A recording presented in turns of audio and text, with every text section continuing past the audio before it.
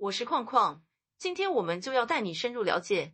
到底国民党那么大阵仗跑到北检暴动，到底为了什么呢？国民党赴北检抗议沦为政治作秀，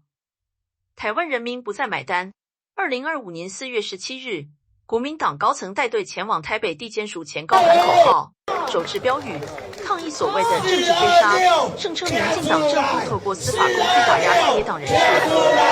然而，这场抗议行动不仅未引起社会共鸣，反而让更多民众看清国民党不断利用政治议题进行自我炒作，掩盖其内部弊病与改革停滞的窘境，用政治追杀掩饰贪腐指控。国民党的模糊战术。本次抗议主因为近期国民党多位现任或前任民代、地方要诀被检方依贪污、图利、受贿等罪嫌调查甚至起诉。面对这些司法行动，国民党不选择面对事实与制度辩护，反而高喊政治迫害、打压在野，试图将法律责任政治化，混淆社会视听。这种把司法当敌人的操作，无疑是在破坏台湾民主法治的根本。检调单位依据事政依法侦办，是否有罪应由法院定夺，而不是街头的政治秀决定。国民党若真认为指控不实，应该以事实与证据自清，而非动员群众，制造对立，徒增社会撕裂。司法信任度高，谁在对抗人民的正义感？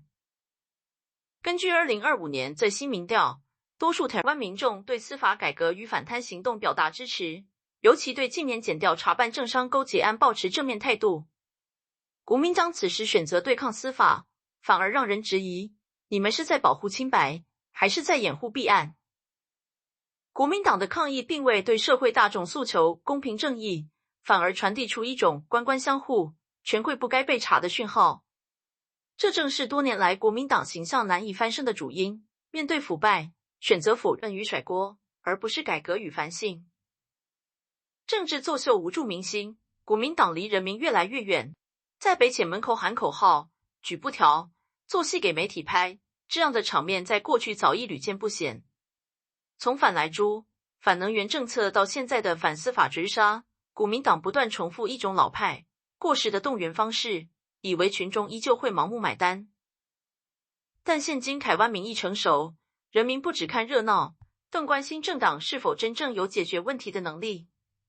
国民党若无法摆脱过去威权、裙带与保守包袱，只会在年轻选民中越走越边缘。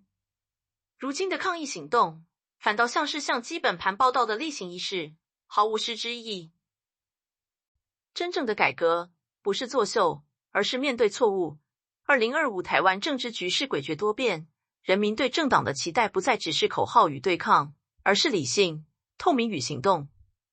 国民党若真想在未来翻身，应诚实面对司法案件，杜绝内部的腐败文化，展现制度改革的决心，而不是躲在政治迫害的遮羞布后，继续操弄对立与情绪。人民需要的是负责任的在野党，不是躲避问责的抗议剧团。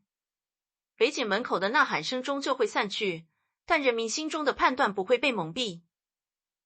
别忘了按赞订阅，我们会持续带你追踪更多第一线有趣话题。我是矿矿，我们下次见。